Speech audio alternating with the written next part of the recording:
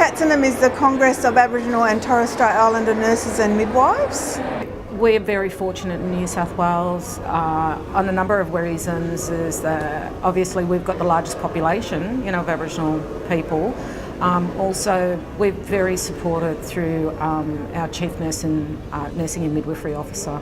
So it's a real priority for New South Wales to increase our nursing and midwifery workforce. To me, it's our national shame because we're the only developed country where acute rheumatic fever and rheumatic heart disease is prevalent, and prevalent in Aboriginal people, Torres Strait Islander people, almost 100% in some communities, but overall at least 94% of people with acute rheumatic fever, rheumatic heart disease are Aboriginal, Torres Strait Islander people. And a lot of them are in the remote areas, and they really do like to have an Aboriginal nurse or an Aboriginal midwife looking after them. They feel safer. So we have resources that break the ice a little bit, and then we encourage people, if they're happy to have the conversation, to actually write something down. So there is a record, people can refer to it if and when they need to.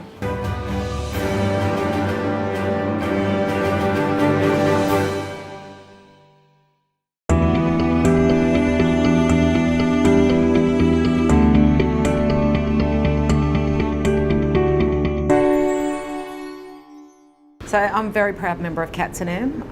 I try to get to all of the conferences. We're very fortunate in New South Wales that through our Cadetship Program we are able to offer 6 of our cadets, we sponsor them to come to the conference. So it's a good opportunity for them to network and I guess mix with people who are in the same kind of situation as them, being students. Yeah. How big's your program?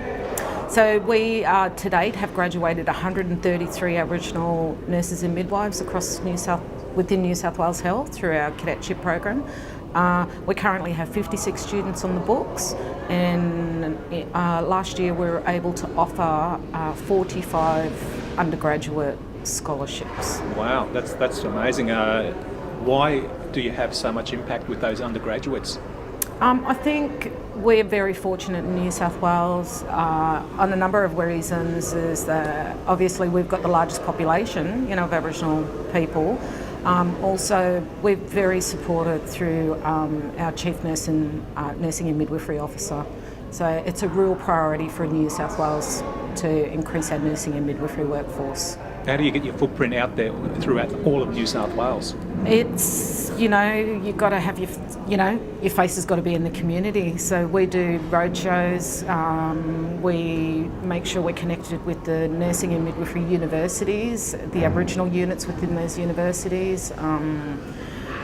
We do a lot of, so we always do our advertising through the Courier Mail, and we send it out to, like I said, all the Aboriginal units in the universities, all the AMSs, and it's word of mouth, yeah. Word of mouth. And it's growing, our program, it still surprises me that there are still a lot of students that don't know about it. So that's why is that, you more think? work for us. I'm just not sure, I think we're doing the right thing by sharing that information with the universities, and that they're maybe not sharing it with their students. What about trying to retain these students from year one all the way through? Do a lot of them make it through? Good high finish rate? So mainstream, it's about 75% of students who actually finish their nursing and midwifery degrees. Unfortunately, our people, it sits around 30%. But so one of the strategies we're doing in New South Wales Health is running mentoring programs. So we're offering mentor training to our nurses and midwives so that they can mentor our students coming through.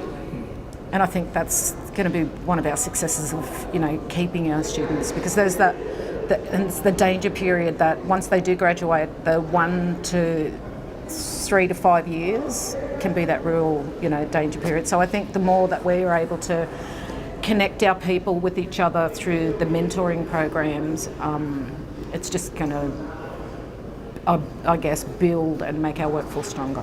Now, forget about State of Origin, how Queensland beat New South Wales in this series, but do you just go over the border and try and speak to Queensland Health as well? Is there any sort of partnership there or discussions? No, I've been in the senior advisors role probably for about 3 years now, and I've had lots of discussions with the other states about how they can, establish their cadetship programs and how they can, think about keeping. I'm more than happy to talk with everybody, but I think we're just very fortunate in New South Wales that we have that support right from the top. I get the opportunity to talk to the directors of nursing from each of our local health districts and really say, look, there is a strong commitment from our office, and anything that you can do, we're here to help you to increase and, retain your workforce. So. And what do you want to get out of the conference? I think, I know I keep rattling on about New South Wales Health, how wonderful it is, but we've got about 25 people here, nurses and midwives and students who we've supported. So I think it's getting those people together, like I said, building up that strong network and learning. I just absolutely love CATSINaM conferences because it's a time that we all come together. I was actually saying it to a friend of mine. What do you think you'll get out of it? And I said, it's just so special being in a place where there are other nurses and black nurses and midwives. Like it's the love in the room is palpable. Yeah. And on that too, what do you think your students will get out of it? Oh, that opportunity to network and see that they're not the only ones that are going through this, because being a student, I think being a nursing and midwifery student can be really isolating. So the more that people are connected, through our cadetship program, we're offering mentors, and we actually try to get our students cultural supports too. So I think for them to be able to connect with those other people. Did I answer that right? Just on that too, I won't keep you too long. When the nurses when they pass university and everything when they graduate, like that, what do you step in and give them placements? Do you send them out Yes. rural areas and all that? Does it work like that? So with our cadetship program, the students get paid a study allowance for 40 weeks of the year, which is the academic year, and then they're required to work a 12-week work placement. That's a paid placement. So just say we've got a cadet in Moree, for example, we will get them a place in the hospital. They will do their 12-week work placement in that facility, and which is usually their home. So it's about us growing our own. And then, like I said, I get the opportunity to talk to the workforce managers across the state and say, look, we've supported this cadet and these students, there's a commitment to employ these people because we have supported them and funded, their position for the last 3 years. So, yeah, they have to apply to the new graduate program, but we strongly push that they get a position where they've applied to. Fantastic. And if anyone in New South Wales, wants to become a midwife or nurse, Yep. What's advice would you give to them? Give us a call. Because there's two of us that work in the strategy, so myself and my colleague Sky Parsons. I'm a midwife and Sky is a nurse and a midwife, and we've got a 1-800 number, which I don't know. But they can jump online, and if you Google Aboriginal nursing, ours is one of the first websites that comes up. And we've got information all on the website, or like I said, the 1-800 number that they can call us, and we're about providing that advice too.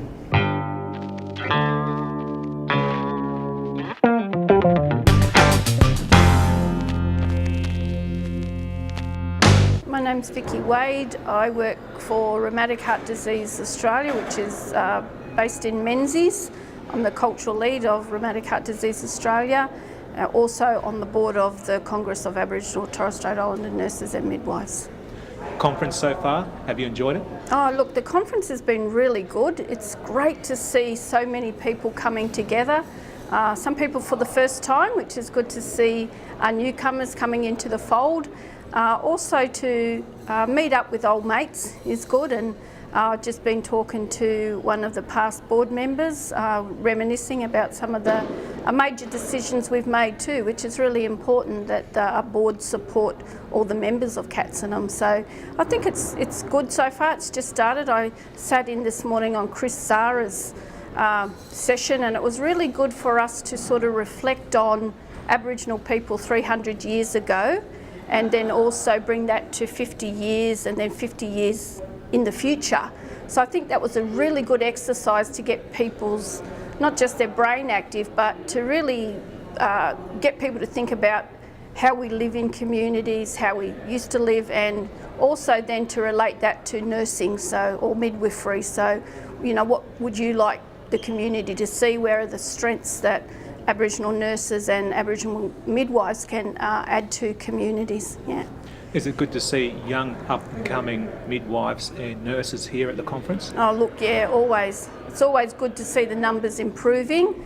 We have not reached parity yet, so we still have a lot of Aboriginal nurses and midwives to recruit. But certainly it's good to see the young ones. It's good to see a combination of young and old. So the young ones that are coming through are really respective of the elders here too. So it's nice to see that they're learning from the older people, but it's great to see these young ones with, they're just so full of energy, they're so full of life, they're very well educated, they're, I think the young ones are making a huge difference to the Aboriginal nursing and midwife fraternity, yeah. Tell us about your role with Menzies and how nurses get involved in the Menzies Institute. Yeah, I think it's really important because looking at rheumatic heart disease, it's acute rheumatic fever and rheumatic heart disease, which is, to me, it's our national shame because we're the only developed country where acute rheumatic fever and rheumatic heart disease is prevalent, and prevalent in Aboriginal people, Torres Strait Islander people, almost 100% in some communities, but overall at least 94% of people with acute rheumatic fever, rheumatic heart disease are Aboriginal, Torres Strait Islander people. And a lot of them are in the remote areas, and they really do like to have an Aboriginal nurse or an Aboriginal midwife looking after them. They feel safer, improvement in access, treatment. So it's really important that the nurses and the midwives, particularly midwives, are really important. We just launched a short film at Bagot Community in Darwin last Friday, and this is looking at young women with rheumatic heart disease who are thinking about having a child, to make sure that they get checked, that the valves can take the extra load of the heart being pregnant. So it was aimed at young women. Young Aboriginal woman named Kenya directed it, who does have rheumatic heart disease, and also targeting the midwives, that the midwives know of the problems that a young person who is thinking about having a child or who is pregnant with rheumatic heart disease. So really important, the support from Aboriginal nurses, the support from Aboriginal midwives for rheumatic heart disease is really, really important. Why is it such a national shame and not getting more coverage and getting more support, even financial support too? That's disgraceful, Vicki. Look, I wish I knew the answer. I really do. Like we've, $6 million has just gone into prevention, the last rounds of funding. So $6 million has got into prevention. Now, if that's used wisely, I think that we can make a difference. It's 100% preventable. So if we do look at the primordial, which is overcrowding housing, poor housing constructs, we could get some runs on the board, but definitely primordial and primary prevention is a key. And I think with the $6 million we could make inroads. It's not enough. In New Zealand they had 60 million in their primary prevention, and this did lead to inroads in school screening. So you do need a lot of money, but you need commitment, and then we need to skill up the workforce also. So that's 60 million for the New Zealand one, which is half of the same-sex marriage plebiscite. Let's not go there yet. Don't go there. Don't go there. Yeah. Vicki, it's amazing that a conference like this can bring so many Aboriginal Torres Strait Islander nurses and women and together to talk about these sort of issues, so they can go back to their communities and say, I learnt this at the conference. Is that one of the main reasons these conferences are there?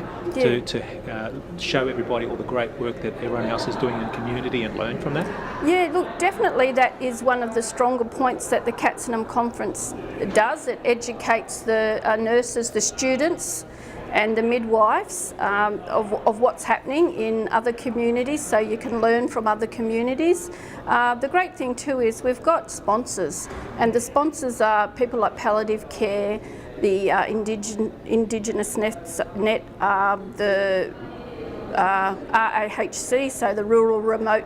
So the sponsors don't just sponsor, they're actually giving messages too, which is fantastic. So there's the learnings that we can get from organisations that are actually supporting nurses, supporting midwives to be able to do the work that they need to do.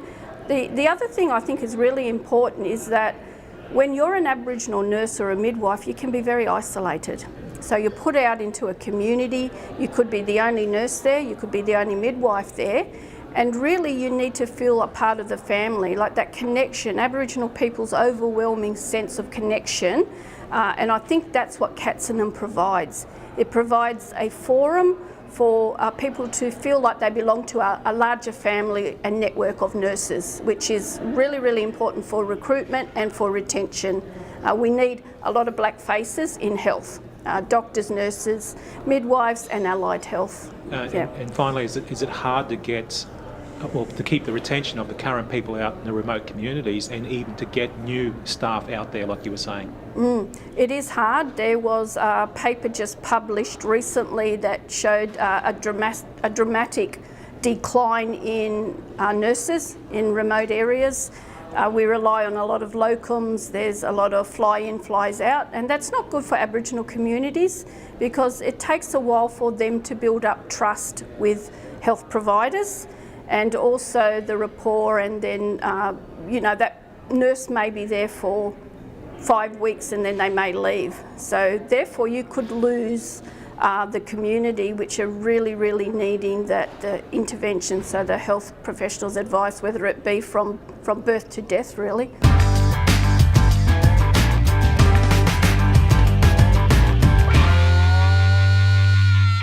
Rebecca, tell us about the Palliative Care Australia. So Palliative Care Australia is the peak body for palliative care in Australia. So we really look at advocacy opportunities and looking at policy to assist people to get access to good quality palliative care when they need it. Part of that campaign is community awareness, which is why we're here. Looking at really encouraging people to talk about what they might want at the end of their life before they get there, and also talking to people about what they might want. So letting their loved ones know what they would want if they couldn't tell anyone. Do you think it's hard for mob to talk about those sort of things? It's sort of like a taboo subject for mob? Absolutely. We have worked with CATSINaM just in the last 12 months to try and develop some material to assist people to talk to people with an Indigenous background, which is more culturally appropriate than some of other material, and also to really break the ice on something that people find really hard to talk about. So looking at having the conversation around if people want to go to country to be buried or to die, and helping health professionals have that conversation with people. Geez, that must be really hard to do. And how do you get other stakeholders involved and to do that? Actually, people generally pick it up pretty well. They're really happy to have something that helps them have a conversation. So we have resources that break the ice a little bit, and then we encourage people, if they're happy to have the conversation, to actually write something down. So there is a record, people can refer to it if and when they need to. And what can people do to find out more information about your organisation? So they can jump to, we've got 2 websites. What do you want 2 for? Just to make it a little bit confusing.